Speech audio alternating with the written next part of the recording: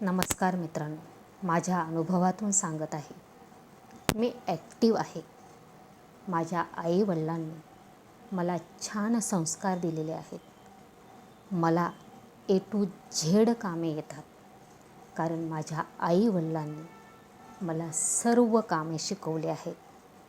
पण मित्रांनो, ह्या चांगल्या संस्काराची बढाई मारून कुटुंबामध्ये एखाद्याला आपण डावसतो, डिवचतो, त्रास देतो, तेव्हा ते संस्कार शून्य होतात मित्रांनो.